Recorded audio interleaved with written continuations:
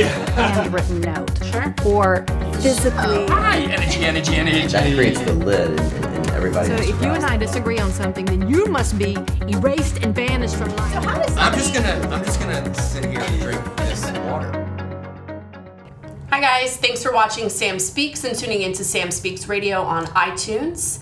Today we have Seth Price of Playster. Very excited to have you here because I have a lot of questions about websites, and I feel like a lot of people do. So let's get right to it. Yeah. What do we look for as an agent? What are the most important aspects of a website? Because, you know, you go online, and I know me personally, I probably have changed my website about 20 different times from different websites, different themes, different looks. So what is important for an agent? So I think it starts with asking some questions on what you want to do with a website. And that's hard for people to understand. Like, most people go, hey, I need a website, like a checkbox, like I need a business card. Mm-hmm.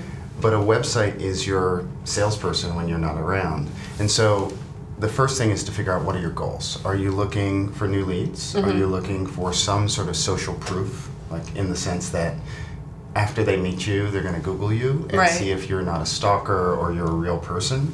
Are they looking for information, and are you going to provide that? Right. So there's some basic things to answer for yourself. And then the second thing that I think about is you have a personality, right? We connect with people. We don't make a decision based upon sort of random information. So we do a Google search for something. Let's say we're going to stay focused on real estate. We do a Google search for waterfront properties, and we've got a billion things to choose from. And what we're trying to figure out is, when we see that website, can I trust it? Right. Do I have any emotional connection? So the first thing when you're looking to start a site is deciding whether this is a brochure, like just a simple pretty picture, or are you going to use this for converting in some way? Okay. And I would suggest using it to convert. Right, of course. But I feel like so many people do the opposite. What about your homepage? What are the three most important things to have on your homepage? Yes. So to start with, they call it above the fold, which is sort of flexible, but it's the space that you see when the page first opens up. Right. There needs to be some call to action. So a simple one is, if you're in a geographic area, so you're in Durham, like it could be, I'm here to help you in Durham, or welcome to Durham, or hi, I'm Sally, I can answer your questions. Like something that actually talks human to human. So you should be really talking to people. It shouldn't just be one big advertisement. Yeah, because no one likes to be sold to. Yeah, like, that's true. We are all human. Everyone feels weird when a salesperson comes out and starts trying to pitch you on their thing. And the website is no different. It's a real representation of who you are. So that's the first part. Okay. You need some visual images. I would say one hero image. We process images 60,000 times faster than we do the written word. And that image should be super high quality. Don't take it on your iPhone. Pay for a professional photographer to take the photo, or buy stock. Right. So a hero image, just for people that don't know what a hero image is, what exactly is that? That is the money shot. You get to the site, it's the first photo that you see, and it better be so drop dead gorgeous that you really want to go there. Right. So it's when you go to a travel site and you see a picture of the beach, if it's a really good travel site, like afar.com, afar.com, you see that picture, you're like, oh, I want a vacation there. I do that all the time. I send that to my boyfriend. I'm like, we're going here, we're going there, and it's just a picture. That's a hero image. And the difference between a good image and just an okay image is that it doesn't do anything for you emotionally. Right. And this is about an emotional connection, because everyone is about 5 seconds away from choosing an alternative to what you have to offer. Right. So that's number 2. Number 3 is some call to action right away. Okay. That should be above the fold, which is, what do you have to offer? It's not like, call me. That's not good enough. They don't know you yet. Right. Do you have the top 10 places to visit in the area that you're in? Something that they can take away for free in exchange for their contact information. Okay. So Going back to number 2, let's say I don't have images, I don't have listings yet, I haven't sold anything. How should I go about getting those hero shots? You can buy them. Okay. Yeah, there are stock image companies. Getty is amazing. I mean, people complain about Getty because you have to pay them. Right, But we're in business, yeah. right? If you want quality, you actually go and find the best image you can and you license it. It's Right. not, it gets more expensive if you have 10,000 visitors or 25,000 visitors a month, but I can almost guarantee that most agents are not going to have that. Right. So the price is going to be less. Spend $500 on the best image you can find. Right. That you really, like when you show it to people before you buy it, they're like, oh, that place, that's beautiful. Because you're never going to be able to take that yourself. So that's the easiest way to do it. You can just Google stock images or for your geographic location and all kinds of options will show up. Right. Okay. And when you have someone building out your site, Yep. how much should someone invest in a website? Because I know, when I first got in this business, I wanted the pretty, beautiful custom site, Yeah. and it was tens of thousands I of know. dollars. Yeah. And here I am, just got my license, and I think my heart and dreams were just destroyed because I'm like, I don't have tens of thousands of dollars, but I want this site. Yeah. So how much is a great website that can do everything that we just said, Yeah. realistically? So things have changed so much. There's 1 billion domains on the web. 25% of them are inactive. It's not so much about the website and all of the bells and whistles. It's about the content on the website. So I don't want to sell what we do as a company short. We make it really easy to launch a website and very inexpensive. Sure. People get caught up in wanting to build the Taj Mahal. Right. When what they should focus on is creating content, and creating content meaning the words, Right. the articles, so blog posts, the videos that serve their particular customer, and not get caught up in does the widget look a certain way and is it on the left or on the right? Because the customer doesn't care about that. Right. What they care about is they've gone there to get answers to their questions. Right. And most times people put together a website, but they spend 0 time creating content. Like 0. Yeah. They may outsource the writing of their content. And so, like the basic part, you shouldn't spend more than $100 a month for a website. It should not cost more than that. Okay. You should spend more than $100 a month on creating amazing content. Like to do a really nice video, Right. it's not cheap to do it well and edit it well.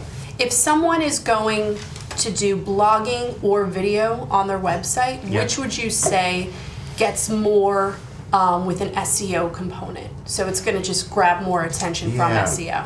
So that's a hard question to answer because it's a quality question. Right. There are, I think, about 1 million videos uploaded to YouTube every 5 minutes. Oh, wow. Yeah, I mean, we're talking a massive amount of content. So it's not, for your particular market, is the content good? And so if you had a really great blog post, which was, hey, the top things you should do to stage your home to get the highest price, Right. or how to stage your home in 10 minutes or less, whatever that thing is. Right. And it was really, really valuable, like so valuable that people would share it, or so valuable that your competitors would try and steal it.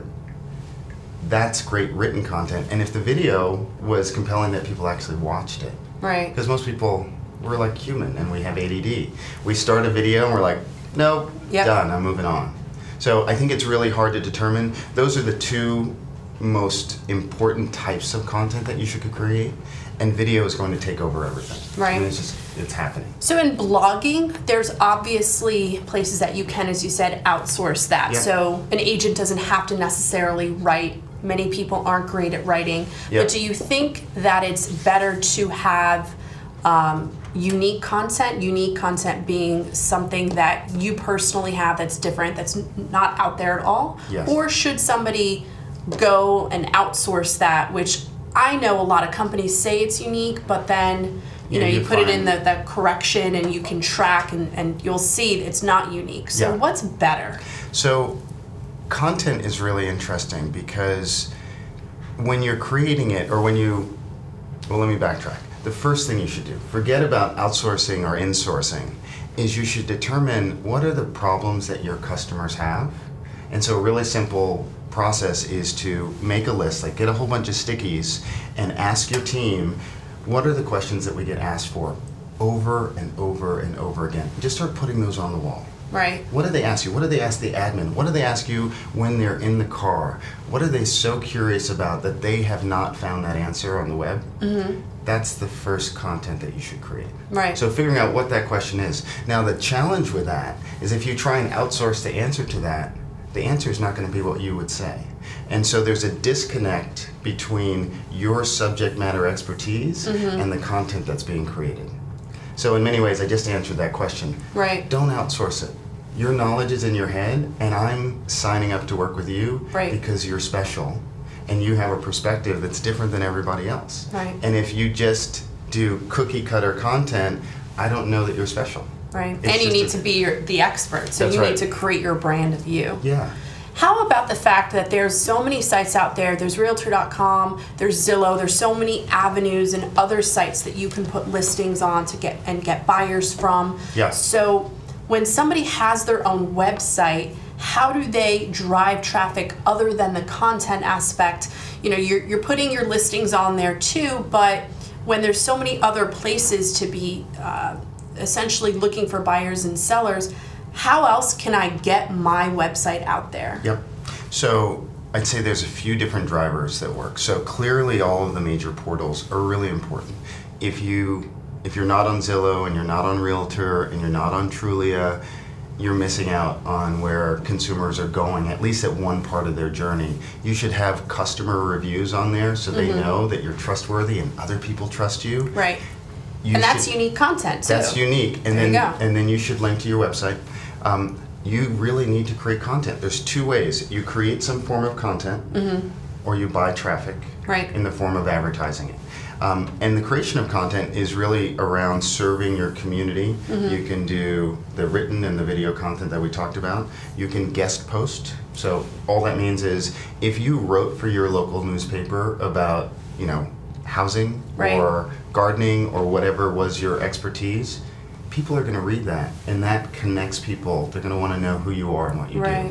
You can use social, so Facebook, Twitter, Pinterest, Instagram, Snapchat. So when I post my listing, I'll post it on my website and then share my website where I put my listing onto Facebook, which will drive more traffic to the website. All roads should come back to your website because that's the only platform that you control. Right. You don't control Zillow. If they change the rules and start to charge you for access to seeing you. Oh, jeez. They do that on Facebook. They're going to do it on Snapchat very soon. Right now it's free. They're now instituting, Facebook Live. They're going to do ads in the middle of that. So we have to optimize our websites as much as possible. Without a doubt. So the main message here, get your website in order, get it perfected, and make sure all roads lead to your website, which will lead to you. That's Seth, right. thank you so much. I feel like I've learned so much today. I mean, I, again, was that person paying tens of thousands of dollars, switching it a million times, and now it's simplified. That's awesome. Thanks so much. My pleasure. And thanks, guys, for tuning into Sam Speaks. Again, make sure to download the podcast on iTunes, Sam Speaks Radio, and check us out every single week.